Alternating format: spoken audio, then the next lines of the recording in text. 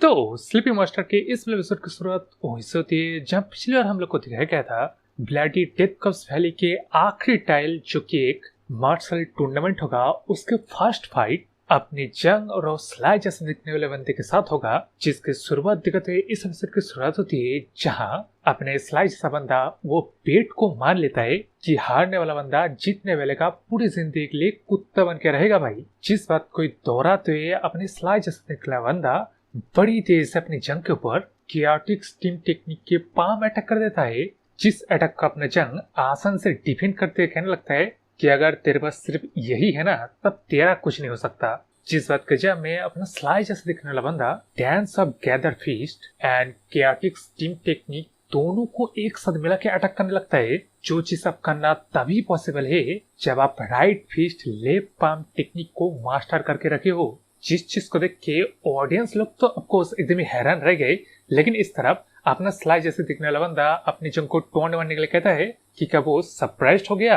क्योंकि ये उसका सीक्रेट टेक्निक यानी कि टर्म कार्ड है। जिस बात को सुन के उस तरह अपना बड़ा सा तलवार वाले बंदा मन में सोच रहा है कि जो कोई बंदा मार्शल आर्ट सीखता है वो अच्छी तरीके से जानेंगे ये right fist left palm technique nearly impossible to learn है, क्योंकि इस टेक्निक को परफॉर्म करने के लिए आपको आपकी ची को सर्कुलेट करना पड़ेगा दो डिफरेंट तरह के थॉट को साइमल्टेनियसली सोचते हुए, जिसमें अगर थोड़ी सी चूक हो गई तब पोटेंशियली आप अपने ची पाथ को ही डिस्ट्रॉय करके रख सकते हैं। इसलिए फेयरलेस मार्शल आर्टिस्ट भी इस टेक्निक को परफॉर्म करने के अटेम्प्ट भी नहीं करते, लेकिन अगर आप इस टेक्निक में महारत हासिल कर लेते हैं, वो नियरली इम्पॉसिबल फीट को अचीव कर लेते हैं, तब आपके राइट साइड में राइट फिस्ट होगा, साथ ही साथ लेफ्ट साइड में आपका लेफ्ट पाम होगा। ऐसे किसी बंदे को जो ओपोनेंट फेस कर रहा होगा उसके लिए ऐसा होगा कि बंदा एक साथ दो आदमी के साथ फाइट कर रहा है।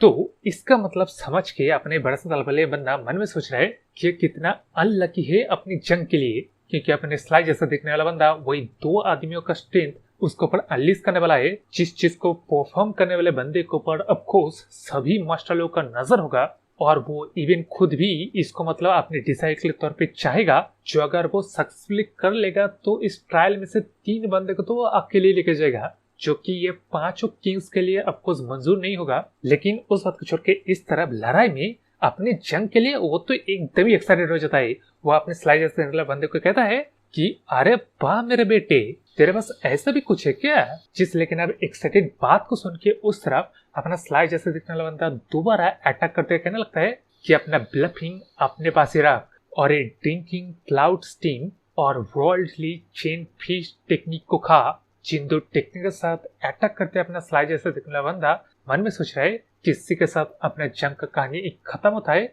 लेकिन उस तरह अपनी जंग के लिए वो जानवर एक बार इस टेक्निक को परफॉर्म होती है देख के कॉपी करके उसके टेक्निक से उसके टेक्निक को ही डिफेंड कर देता है भाई, जो चीज सब ऑफकोर्स उस तरफ ऑडियंस के लिए तो अननोटिस नहीं जाएगा ना। इसलिए सबसे बड़ा झटका अपने थंडर किंग फिस्ट के ऊपर पड़ा, जिसके पास कोई भी न्यूज नहीं था अपनी जंग के बारे में, लेकिन उससे बड़ा झटका अपने बड़े से तलवार ले बंदे को लगा, क्योंकि उसने किस तरह अभी तक अपनी जंग के मॉन्स्टरस पोटेंशियल को नोटिस नहीं किया। जिस झटका को छोड़ के इस तरह डार्क सेट के वो मार्स वाले बंदे के लिए अपना जंग तो रियल मतलब जीनियस है, और उस तरफ सॉन्ग वैली मास्टर के लिए तो एकदम ही बात क्लियर है कि वो अपनी जंग को चाहता है। जिन सही बातों को साइड में रखते हुए इस तरफ लड़ाई में अपना स्लाई जैसे दिखने वाला बंदा उसके टेक्निक को कॉपी करते हुए देख के अपने जंग को कहने लगता है कि उसके टेक्निक को ना कॉपी करे, जिसके जगह में अपना जंग और भी ज्यादा अच्छे से कॉपी करने लगता है और इस टेक्निक को अपनी पैर से परफॉर्म करके भी दिखा देता है भाई। वो जो प्योर ब्लैक किक टेक्निक था ना उसका इस्तेमाल करके और अपनी स्लाई जैसे दिखने वाले बंदे के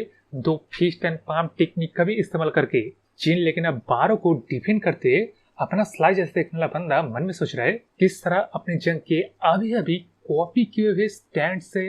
वो इवॉल्व करके ऐसे कियोटिक फाइटिंग स्टैंड की सिप ले रहा है कि वो फॉलो नहीं कर पा रहा है। उसके ऊपर से अपनी जंग के पास स्ट्रेंथ लेवल टेक्निक और एप्लीकेशन और अक्लमंदी भी उससे कई ज्यादा आगे पहुंच चुका है, जैसे कि वो यानी कि अपने जंग अपनी स्लाई जैसे देखने वाले बंदे को एक इंसेक्ट की तरह ट्रीट कर रहे एब्सोल्यूट स्ट्रेंथ से। जिस चीज को देख के इस तरह अपने थर्ड सन के लिए वो यहाँ मन में सोचने लगता है किस तरह अपने स्लाई जैसे दिखने वाले बंदे के टैलेंट के सामने वो छोटा पा रहा था, लेकिन उसको अपना जंग एक बच्चे की तरह ट्रीट कर रहा है। तो अपने जंग के सामने वो कैसा है? उस सवाल का जवाब तो नहीं मिलता, लेकिन इस तरफ अपने बड़े से तल वाले बंदे के लिए अपना जंग उन चीजों को परफॉर्म कर रहा है जो कि पियरलेस मार्शल आर्ट मास्टर्स के लिए भी करना पॉसिबल नहीं है। Throughout the history central plain में अपने जंग जैसा पियरलेस जीनियस शायद एक दो बार ही अपीयर हुआ है। इस बात को सोच के आगे सोचता है कि नहीं,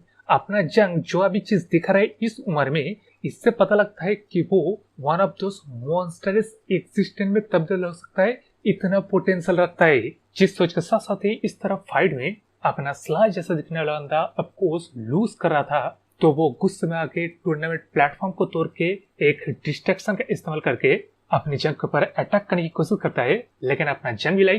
अटैक को डॉच करके उसी मोड में उसी डिस्ट्रैक्शन में अपनी स्लाइस जैसे दिखने वाले बंदे को ऊपर ही अटैक कर देता है भाई। जो अब अटैक करते हैं अपने जंग कहता है कि आपसे अच्छे से भोंकने की प्रैक्टिस कर ले, क्योंकि इसकी जरूरत पड़ेगी। लेकिन इस फीट से उस तरफ ऑडियंस लोग तो कन्विंस हो गए कि अपना जंग जैसे टैलेंट उन लोग को चाहिए ही चाहिए। लेकिन इस तरफ अपने स्लाइस जैसे दिखने वाले बंदे के लिए अपना जंग किस पोजीशन से अटैक किया है उसे ये भी पता नहीं चलता। लेकिन उससे मैच का रिजल्ट क्या, तो मैच यहीं पे खत्म हो जाता है और अपना जंग जीत जाता है। तो अब आते थ्योरी की बात। अपने जंग का इस परफॉर्मेंस को देख के आपको छुपे हुए जो मास्टर लोग हैं वो लोग तो देख के अपने जंग के पास आ जाएंगे, ये मुझे लग रहा है, क्योंकि ये 5 किंग चुनने के लिए अपने जंग जैसा टैलेंट तो बिल्कुल नहीं होगा। इस बात को भी छोड़ के अपना जंग द गोड द मॉन्स्टर वो अपने मकसद को हासिल करने के लिए ये अपना कुछ टैलेंट दिखा रहा है। जिस बात को छोड़ के तुम लोग कमेंट करके बताओ ये वाला एपिसोड तुम लोग को कैसा लगा, और मेरे इस चैनल को सब्सक्राइब कर लीजिए जो कोई भी नहीं किया है, और लाइक शेयर कमेंट तो जरूर करना भूलेगा। तो